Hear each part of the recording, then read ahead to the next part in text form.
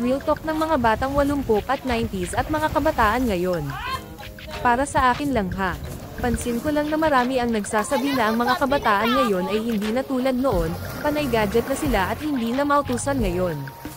Una sa lahat, ang mga kabataan na tinutukoy natin dito ay mga sumunod na henerasyon after ng millennial. Ito yung mga anak na ng mga batang 80s at 90s ngayon na talaga namang ibang-iba sa panahon natin noon. Kung iisipin, bakit ganito na ang mga kabataan ngayon ay dahil na rin sa ating mga magulang.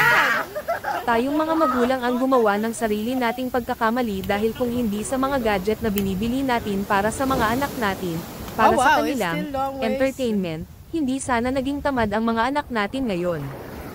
Idagdag pa na malaki ang impluwensya nating mga magulang sa mga nakikita at ginagaya ng mga anak natin ngayon. Kung tayong mga magulang ay panay cellphone, sila din. Sabi nga, what monkey see, monkey do. Kung iisipin ang mga magulang ng batang 80s at 90s ay mga walang sipi noon, kaya naman ang entertainment natin ay talagang labas ng bahay at kung ano dalawa pa. Sa huli, tayong mga batang 80s at 90s ay nasanay sa hirap ng buhay na ngayon ay ayaw natin ay paranas sa mga anak natin ngayon.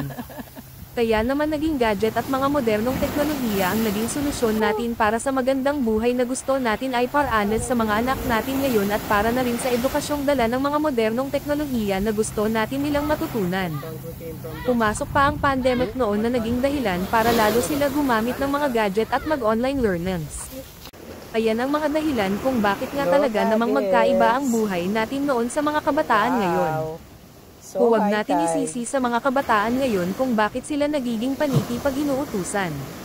Tayong mga magulang ang dapat maging huwaran sa mga anak natin at maging magandang impluwensya para sa kanila. Maraming paraan gaya ng orasan natin ang paggamit nila ng mga gadget at kausapin natin sila na may oras at schedule ang bawat kilos. Gawin natin ang tama para hindi sila mahirapan sa kanilang hinaharap at sa mga susunod pa na henerasyon. Salamat at sana may natutunan tayo dito. Ayan, bumaba na siya. It went lower. So far.